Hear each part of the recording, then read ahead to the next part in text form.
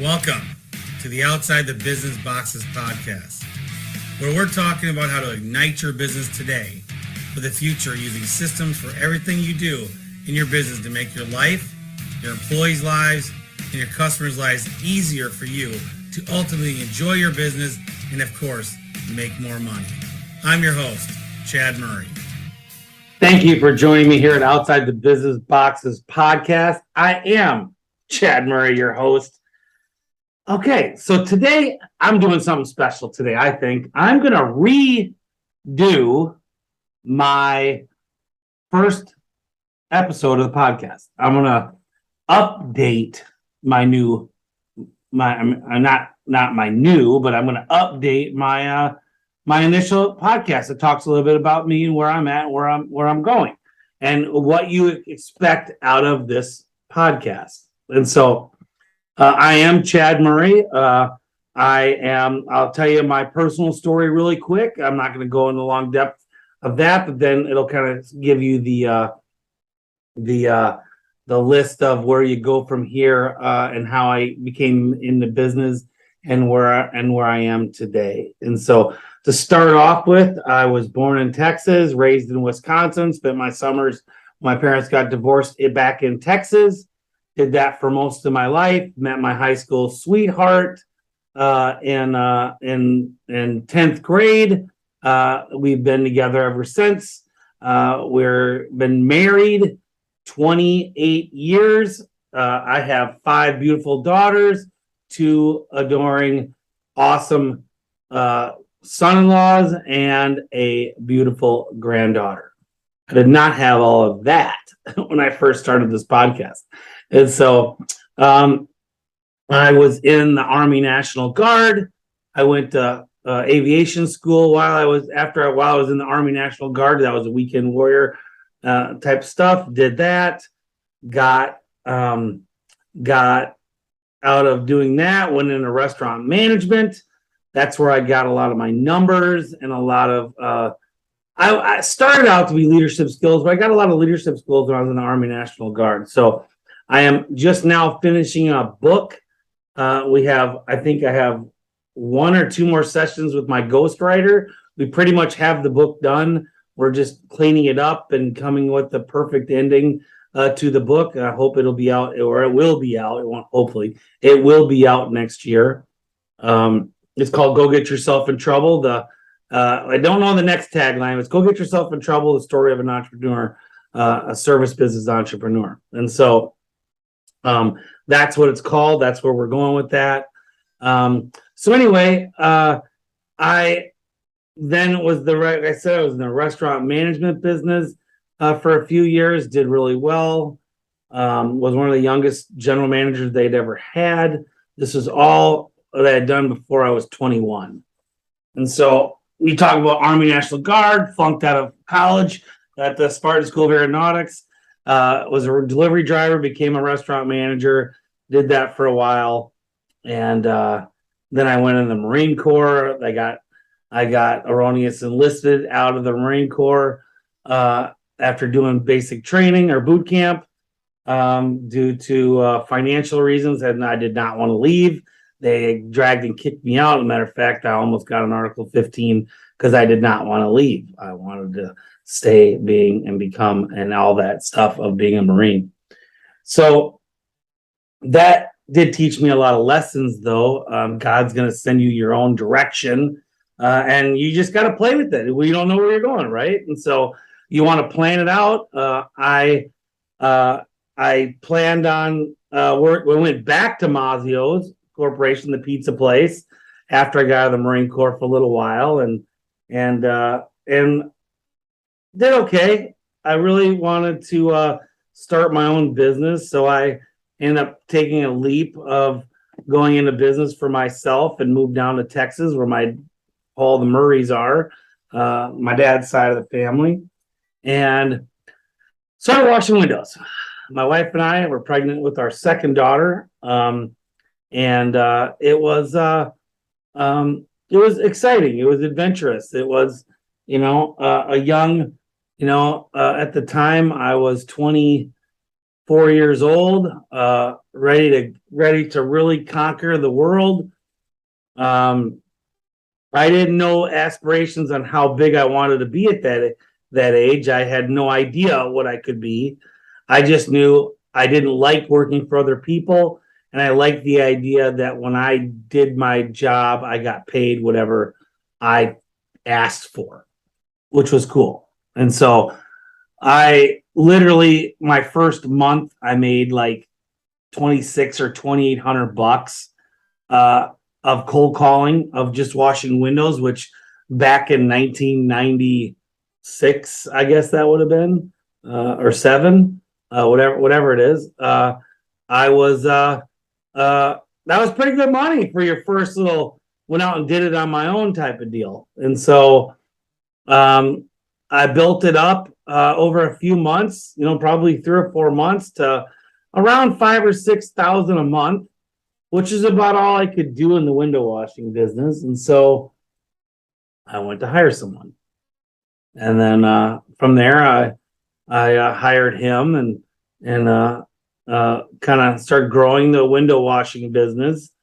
And the trick about this kid was that my first hire for the window washing, he was laid off from another chimney company. And he had actually done that for several years where he would go back to this company in the fall, work for them, and then go away doing window. He was like hopping between window washing and chimney sweeping.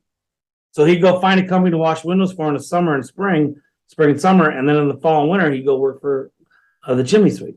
And so I was very friendly with the chimney sweep. I knew him very well. That's actually a business here in Dallas, Texas, the chimney sweep. And so I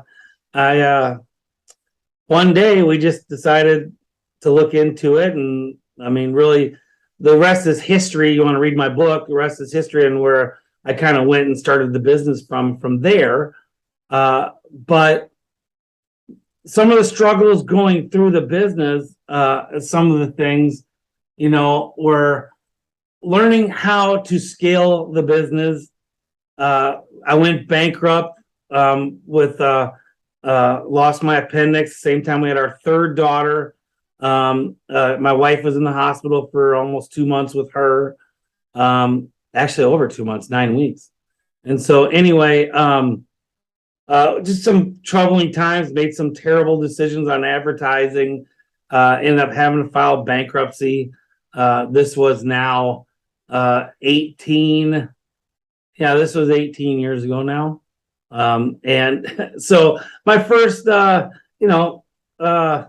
guess you'd say 7-8 years in business, I was a struggling up and down guy with, at the time, I think when we filed bankruptcy, I had 3 or 4 trucks. We had stopped washing windows. We were fully only chimney stuff, went bankrupt while I was actually coming and learning or healing and all that kind of stuff from when I almost died from my appendix rupture. And story's a little off here, but point is, all this is occurring to me as I'm trying to learn to build a business. And so a few things did happen to me on the way that were business changing. Number one, I learned I got certified through the CCP, which did change some trajectory, especially at a Dallas company, because nobody else at the time was certified back in, this was 2010 or something, I don't remember what year it was. And so first year that CCP came out, whatever year that was. And so I ended up getting some knowledge I didn't know. Not a ton, but enough. It definitely set me apart with a badge and advertising than all my other competitors in Dallas Fort Worth. We ended up trying to scale the business to Houston and Atlanta and Denver, all almost at the same time. In Oklahoma City, all almost at the same time. Within probably 18 months, we did it all. Way too fast, way too stupid, didn't know what the hell I was doing. And all of it failed except for Oklahoma City because we were still doing it out of Dallas and and then one of my close friends I grew up with, Brian, came down and worked for me and was running. He was the year behind Houston, so I trusted someone. I kept training him as they were down there and all that kind of stuff. So, if you want to scale and go to another city, I was one of the things I tried to get into a mixed group last year, and I failed to get in because I was an idiot. I wasn't myself. I wasn't comfortable. I don't know, lots of different things. But when it came to performance and talking, and we broke out groups, we were there to help this one company, help them. They wanted to move to other cities, and since I had done it successfully in one or two and unsuccessfully in a couple, the question got brought to me of why did I fail? What should I do? And I told the story, but I never gave the solution. And they called me right out on it, and it was like, okay, shit. And quite frankly, I didn't have an answer for it. So I was a bunch of air about what happened, and I'm like, well, I don't know what happened in Atlanta. Nobody was buying. And they're like, why? I'm like, I don't know why. I never really analyzed it. And I can tell you why. I didn't know what the hell I was doing. I didn't have the right guys there. I didn't put enough money. I mean, one thing that's happened since I've thought about all that is the guy I had down there was running the whole show. Well, that you can't do that. You got to support him and give him more people. You got to build it as a business. So you can't just have the guy making caps, running stuff, going to get stuff, supplying, and that one guy's doing everything. It's just the recipe for disaster. And that's what I had done to everybody in all cities. And that's why I was lucky with Houston. We hired a couple people soon after. And that's one of the reasons why Houston's still there and why Atlanta didn't. I didn't hire enough support people because I didn't put enough money into it. That's the real reason how I did it. Now, as I grew my business, one of the things that I learned is I learned how to do my own advertising. But then because I did that, I learned how to teach other people what to do and who to hire. So that was big for me. And I still think I'm probably one of the in a service industry, I'm one of the best guys you can talk to about who to talk to, what to do, make sure you're doing it right, and how much to spend on AdWords and different things to get as many appointments as you can get. I mean, right now I'm drawing a blanket, and I just looked at this number last week. Now, I think we'd already done this year. I think we've done 2,600 new opportunities, which would be new appointments. I forget what our closing ratio was and how many jobs we've done, but I remember that number. And we will probably do that we do 5,000 or 6,000, over 5, almost 6,000 new opportunities by the end of the year. We get that busy. And so that's a lot of spending a lot of money on getting that. And so what we've learned over the years is how to optimize all that and get that right. And so, but I know who to hire. I'll give a little shout out. I use Hosio. I know there's other people in the business that are good. It's helping service businesses. I'm not talking to chimney people here, by the way. This might seem like I'm talking about chimney people, but everything I've talked about could have been if I had stayed a window washer. Could have been if I was a landscaper. Could have been if anything else. Business is business. So as I was scaling my business, I almost went bankrupt. Like I just said, I did go bankrupt, and that occurred. That happened, and I learned from that mistake. I learned how to advertise the right amount of money, who to do, what to do. And as I did that, now I needed to start hiring the right people. Well, I honestly, I don't know if we ever even get that right. Because what happens is as you start learning to hire and you start doing it, you're not always right, even if you're good at it. What happens is I wish I had learned this 15 years ago, 25 years ago, really. Keep hiring, always hire, keep hiring, always hire. Because no matter who comes and goes, the good ones stay, right? And if you're always hiring and you're always doing that, eventually, if you're only running a business that needs 10 people and you keep hiring, eventually you're going to have 10 of the people that you want working for you in those spots. But then you keep hiring and you keep hiring because you're going to keep growing because those 10 people will start making you money. But the one thing I learned a long time ago, as before I was going to step out of my business in 2014, which I did, I was able to step out of my business in 2014, a few years after I had filed bankruptcy and stuff. About, I guess it was 18 years ago. So it was, let's see, 8 years ago. So 8 years later, I was able to step out of my business. What did I learn in that 8 years? Well, I learned the power of one. I learned that I needed one person in sales and one person in operations and one person to run the call center. And those people could all help me train new people and manage the other people. And that's how I scaled my business to get it to the point where I was, breaking $1 million, then 2 million. And then when I left, we were at 2.2, 2.3 million. And just to fast forward to 2022, we're going to do, I think, 5.5. We're easy doing 5. Are we going to break it to 5.5 this year? And some things that we've learned this year, next year, I think we're going to hit 7. So back to 2014. Yeah, so I had John. I already had Brian down in Houston.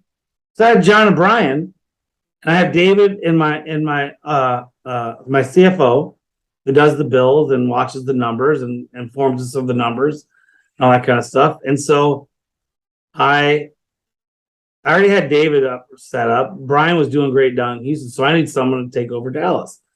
Well, I had been grooming John to do it for a couple of years, and so I spent 2 months of him shadowing me, and then literally on in 2014 on New Year's Eve, I handed him the keys and said, "Don't call me for 3 months.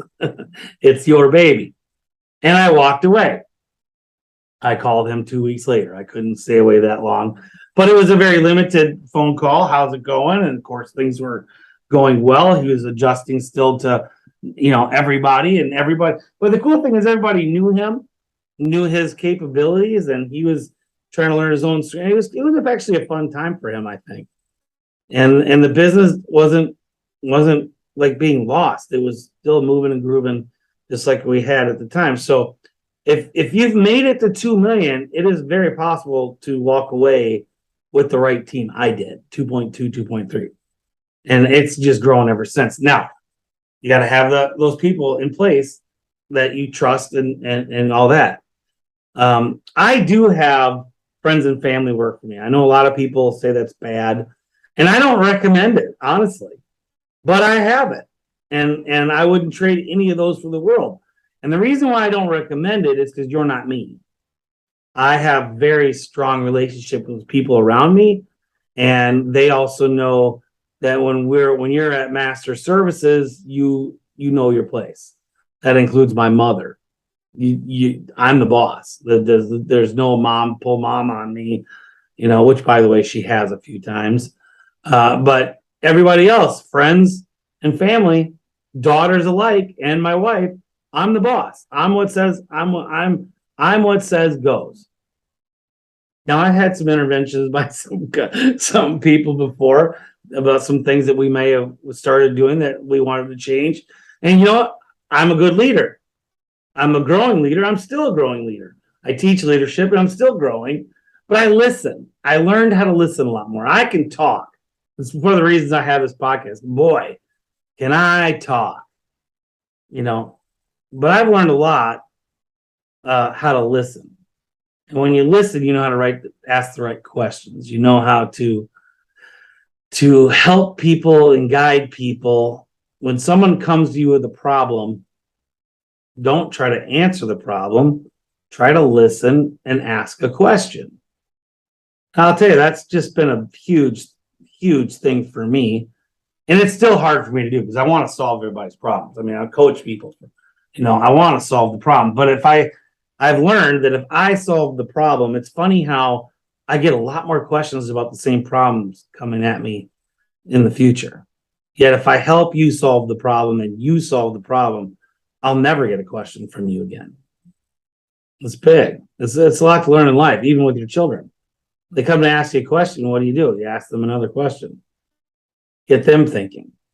I'd help my little fifth grader yesterday with their math on integers and rational numbers. When the fuck do you ever use that stuff in life? But okay, whole numbers. I had to Google it all again real quick to figure it out. And I'm still not completely convinced what a rational number is. I know an integer it can be negative, a whole number cannot. A rational number, I don't know, whatever. So we had to do 3 sheets on that. And so I tried to take over it. And finally I stepped back and said, wait a minute, I'm doing your homework for you. So I started asking her questions about the question and the answers. And by God, the first page was pretty much me doing her homework. The next 2 pages was her getting it. She still doesn't know what rational is because I don't. We have an idea, but we're not completely convinced anyway. So here I am going through 2014. I step away. What do I do now? I have no idea. I'm not financially good enough to try real estate. I tried, meaning I kind of dabbled in it a little bit, and me and a cousin of mine were gonna do some stuff, and just didn't pan out. Doesn't work. So then I tried a t-shirt shop online thing. I had fun with that, but then all of a sudden you start getting busy, and now I just bought myself a job. Now I'm pressing t-shirts and shirts and hats and having fun designing it. But then when you sell it, you got to do it. And so, okay, that sucks. So I hated that.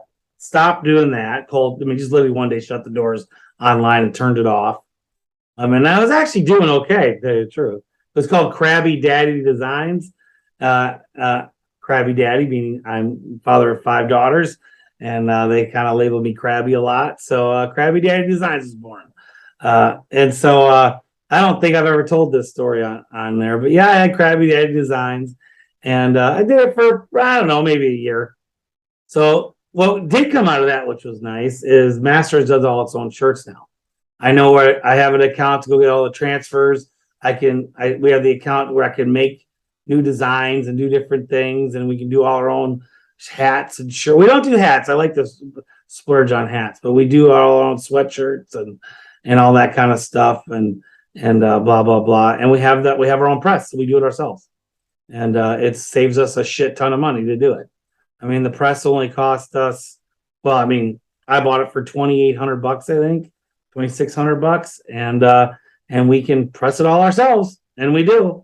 And you go to Transfer Express to get the transfers ordered. You got to buy a shit ton of them at one time. So you buy our logo in a couple different sizes, and you go to town. And then because I had Krabby Daddies, I also got an account at Broder Brothers, and so I buy wholesale. So I get t-shirts for like $2, and the transfer costs $2 or $3 depending on how many I get, and how many we buy at the order. So I can literally put a t-shirt together myself. And then when the call center gets bored or a manager just hires someone else, they just press their shirts right there in front of them. They turn it on and they literally do it. It takes them 10 minutes. It's awesome. And so anyway, as that venture failed, it came to me, and by the way, Masters is slowly creeping up, and we hit 3 million. And we hit 3 million, I think, in like 2017, maybe no, 2.9 and 7, 2.8, 2.9 and 17, 3.1 every other year until last year, except for 2020 where we got our ass kicked by COVID. But other than that, last year we almost hit 4, and this year we're already gonna easily hit 5.5, and that's not me.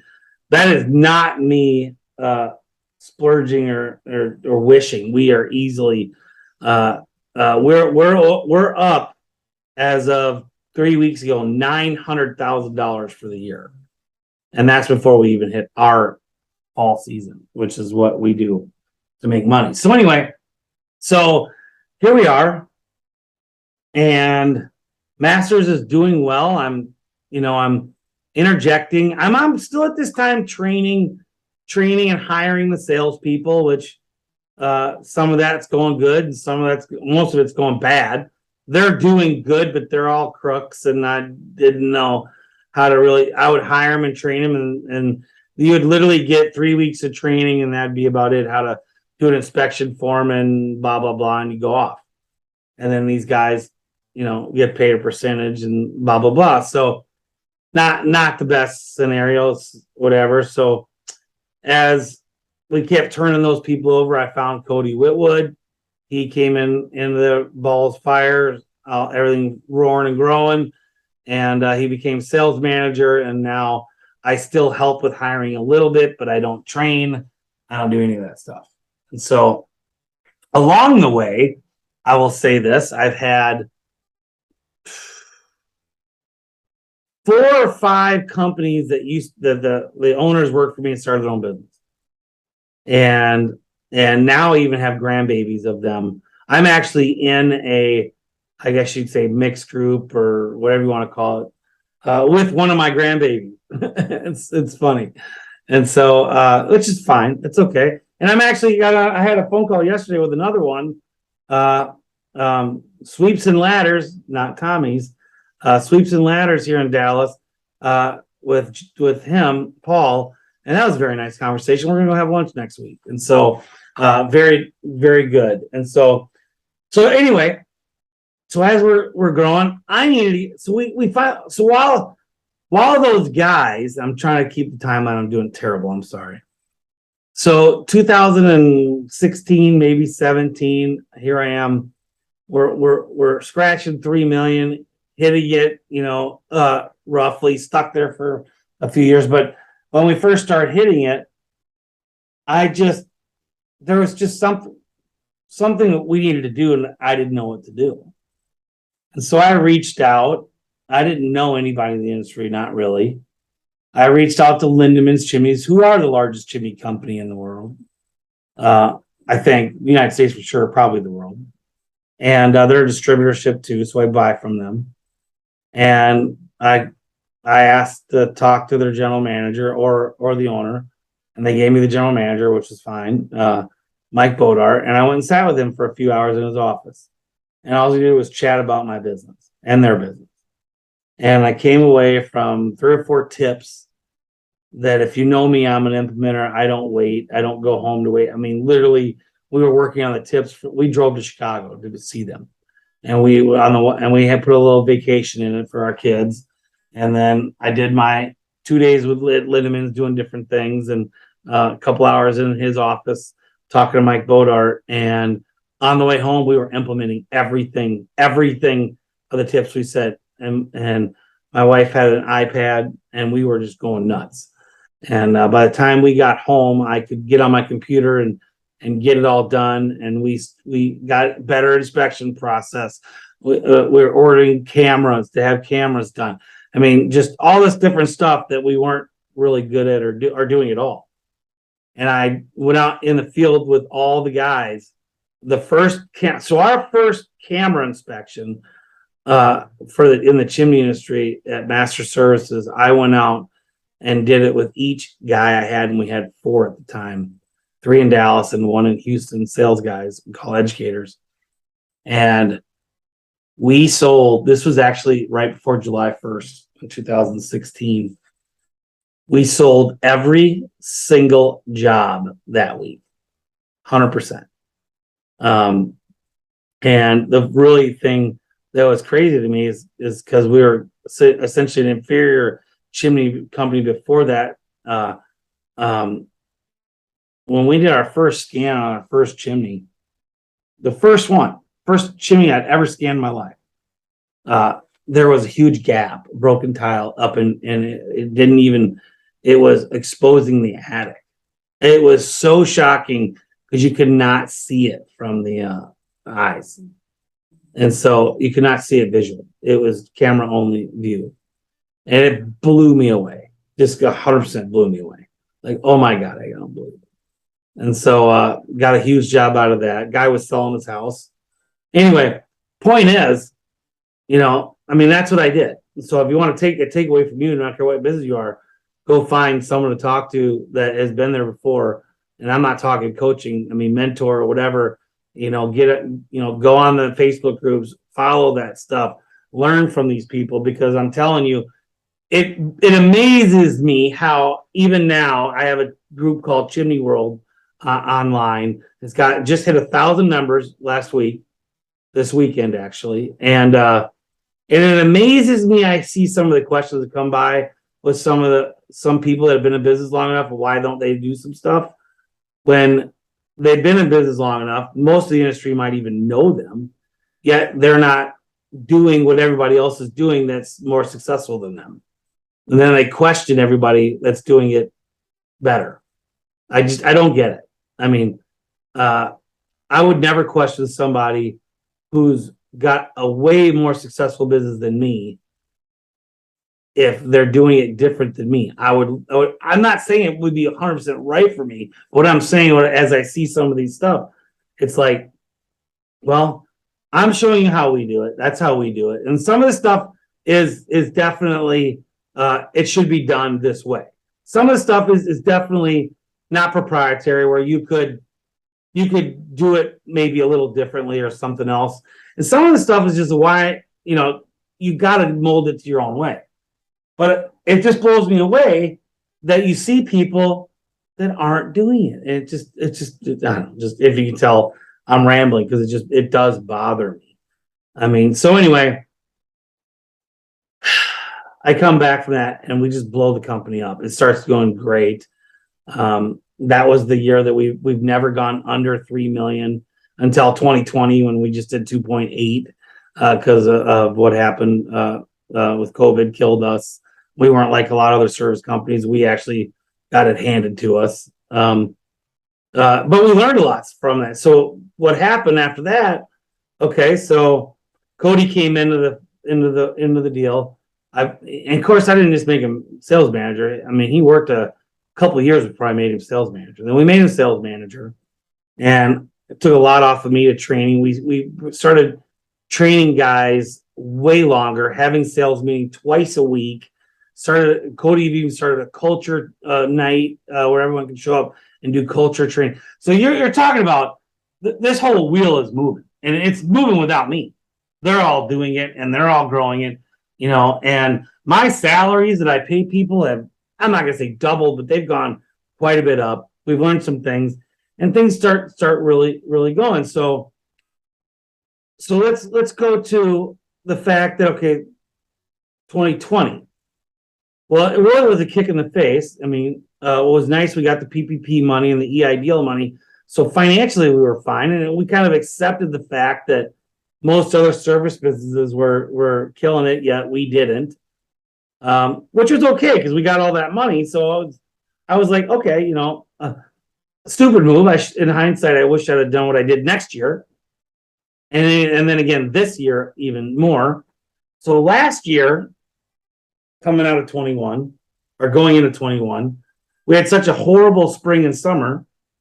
Another reason I was telling you about, I went to this mixed group thing back last August, a little over a year ago. And I got all emotional in the beginning because I was hurting. We just went through 2020. 2021 was sucking as bad up until August. And it was bad. And I'm just like, I needed that group, and the group, I showed up as a buffoon and they didn't want me in there. At least half of them didn't. So I didn't get the votes. But I took it from there, and a bunch of people are asking me they're telling me what to do. And it's funny, the people that were telling me what to do, I was pushing back because, like, that's not me. I'm not doing that. I mean, I wouldn't say that to them. I was like, yeah, that's not me. All right, people that saying, how to do questions, or obviously not questions. How many people I should have selling for me? It's like, you have no idea how many I should have. And so telling me I should streamline it to this. And it's like, no, I mean, now I have 40 employees. No, 2 guys can't sell enough for 40 people. And so blah, blah, blah, blah. And so, but I left thinking, okay, I'm going to do a little bit more, do a little bit less, this, all this stuff. And I came back, I thought about it. It's like, wait a minute. No, and no. I know who I am. I know what we need. We need to start doing some more masonry, which is just an add-on business to the chimney business. So if you're not in the chimney business, add-on businesses can make I'm not talking fill gaps. They can literally maybe even become your biggest part of the business. And so I can see our add-on business of adding masonry to our business more and more, that I see us being a bigger masonry company than our chimney company in 2-3 years. So we did that last year in August. What happened? Let me tell you what happened. From September to the end of the year, we made up $1 million because we were slated only to do 3 million again, and we almost did 4. We did 3.9 million last year. And so 3.8, I think, 3. In there roughly. And so that carried over to 2022. Well, we did have a bad April and May. It was really bad, April and May. And it really bugged me. Why are we had such a great end of last year, carried over through March even, which was odd, which was great for us. And it's like, okay, we have to do something a little different with this masonry. And so we kind of tweaked it a little bit. And I'm telling you, since June, we started tweaking it in May, and June is when we started doing more ads and different kinds of ads and seeking out different types of masonry. It has totally changed our business. I mean, it's been a summer like never before. I haven't made a ton of money because we were building it, but we're all like just going crazy. And I did one more thing that's outside of that, which may have even been a big reason. That's not so I can contribute everything to masonry. But I got to tell you, there's something else that I got to talk about that's happened in our business that has made a big difference. I took the hiring away from the managers and I gave it to my daughter, to where she does all the initial work. Because frankly, those guys are too busy running the business. I needed it. She's not really HR, but she is. I mean, she would do all the ads, screen everybody out, disc assessment them, and then if they passed everything to that point, pass them over for an interview, and she would interview them as well. Pass them over to the guys. It is today, September 6th. Have never been as staffed as I am in the first week of September that I am right now, ever. It is unbelievably awesome. She found masons. Cody helped as well. He definitely did some other stuff. But I mean, having someone dedicated just to do the hiring, I wish I had done that at 2 million. I mean, literally, because now all of a sudden everybody can more train. So now think about it. The general managers, and Cody, those 3 guys, how much time were they spending taking ads out, going through all the ads, calling people, texting people, setting up and doing all that? It's a full-time gig. We are now over 50 people working for us and growing. I mean, we've probably hired 8 or 9 people in the last 2 months. Well, that 8 or 9 people we've probably interviewed or had not show up or whatever, 40 people to get those 8 or 9 people we got now. Okay. And we're still hiring, and not gonna, like I said, I wish we're not going to never stop hiring, but like, wow, now they have more time to actually run the business, because now all they're doing is pretty much the person showing up is already hired. They're just making sure that they ain't got 666 tattooed on their head, and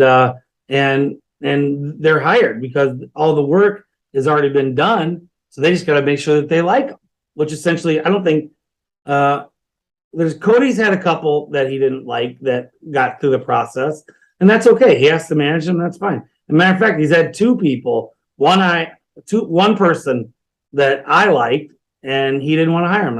And I said, okay, not a problem. And so, but yeah, that's been a big change that's going to occur in 2022 to help us through the 5 million. And I believe it's going to help us all the way up to 10 to 20, because they get to manage the company now. Huge difference. So that's kind of, so what is my podcast about? So we'll end up here. So I'm a service guy, coach. I'm a service guy that's made it, to this year now being 5 million. I've been retired from the business since 2014. When I say retired, I'm still a visionary. I made a leap this year in the last 3 months. I don't look at daily and weekly numbers anymore. I only look at monthly P&Ls and what we call a monthly nut report. I still find out because I still do a lot of I like to do and tinker with new reporting programs and things like that. So I still kind of know the numbers, but I don't focus on the day-to-day at all or the weekly. Now the struggle's been not doing it for the weekly. Just do the numbers, know the numbers for the end of the month, see where we're at, and manage to go on from there. And that's what I'm doing. So the podcast is to try to help you to get to where you can run your business with or without you efficiently. And sometimes it's a lot of bullshit about me and have some fun. And sometimes I'm just a rambling. But that's what this is about. I mean, you don't get to where I'm at without, having some skins in the walls. I've done a lot of shit wrong, and I've done a lot of stuff accidentally right, and some stuff intentionally right. And when it all boils down to, I just pray that this podcast helps you not do half the dumb shit I did or the mistakes that I did. Some mistakes needed to happen, but why don't let me make them for you? That's what this podcast is about. And I'm hoping that'll help you. I have guests on. I have slowed down how many guests I do have on here, mainly because I got a lot of stuff to say. And so, doing this podcast helps me learn as well, because I like to get stuff out and I actually process a lot as I'm talking about it. And it reminds me to do stuff. And so I do like doing the podcast. I love doing it. My membership or listening to Ray's show has gone way up. I'm happy to have you. If you now, here comes the dreaded sales pitch. Hey, you're listening to the podcast. I get it. And so why don't you give me a call and let's talk? You have no idea what I can do for you. And I will promise you, the reason you don't know is because you've never talked to me. So you can talk to Mike Fazy, and I'm not giving myself sole credit for his success. He will give a lot of it to me, but he is an implementer and very big. And he just did his first $1 million month. Steve with Hosio, I coach them and I use them as their marketing company. They're doing over $500,000 a month. He does credit me with all of it because he was stuck at $100,000 a month. Now he's doing $500,000 a month, and just over a year with me coaching him. And here's the thing. When I say coaching, it's consulting coaching. Most people actually, if you're in the service business, you actually start working because you want my consulting. You want my apps. You want me to teach you how to do this and that. But here's the thing, man. When you have clients that have been with you over 3 years, they have all my apps in the first 6 months. So what does that tell you about my coaching? It works. And I love it. I learn from you guys too. But as we learn together and we collectively do stuff, everybody's growing their businesses with me. Everybody is. And so it's inevitable you will start growing your business the right way, your way too. My way and your way combined, and you're going to do it. What's great so if you didn't know what you get with my coaching, I'll tell you. Well, you get a course, which is no big deal, just be videos, kind of just doing like my podcast. Number 2 is you get my one-on-one coaching or in a group setting, either one. But then you get a full group of all my clients, mastermind group once a month. So you get all of that with coaching with me. And so, plus you get the email, text, or call me anytime you want. And so you want to run something by somebody? That's the difference. Who do you run by stuff with? You can't talk to your wife half the time. You can't talk to your employees. You may sometimes can't even talk to your managers if you have managers. And so my ideal client is somebody who is out of a truck. Doesn't mean I won't take you if you're in a truck, but you got to be close. I can't help you get out of a truck. That's something you got to almost do on your own. Because I got to help you run your business, build your business, not run it. And so, but yeah, so that was a very bad new welcome podcast of 2.0. And so that is a little bit my story and where I'm at. By the way, I have 5 kids. You know, I got 2 granddaughters or 1 granddaughter, 2. I already said all this shit, so it doesn't matter. So, I mean, that's my family. I love them to death. I have a cabin in the woods, and I am going to be doing, and I'll just debut it now. I'm partnering up with one of my best friends who has a cabin next to me up in Cloudy, Oklahoma, southeast Oklahoma. We're going to do a retreat weekend. It's going to be $1,500 to $1,800 a person. And one day is all about business coaching, and the other day is all about private security and guns. We're going to combine that weekend 2 days. It won't be a weekend, probably during the week.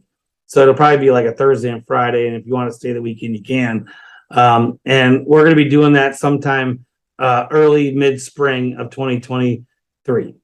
And so that's an announcement I just made. First time. That's going to be awesome. I'm only going to take 10 people to do it. If it goes off well, we'll do it again, or we'll minimum do it every year. So if you're interested, go ahead and shoot me a message now to get on the waiting list. I actually already have 3 people I know are going, and so I only need 7 more people to do it. So in that case, guys, that's my podcast today. I hope you know a little bit more about me, and a lot of the people who are just getting to know me because you're not in the chimney business and you're listening to this, hey, more things to come, and I hope you grow your business. Message, text me anytime. Let's get on a free call, and let's talk about your business. And for that, my time is up. Thanks.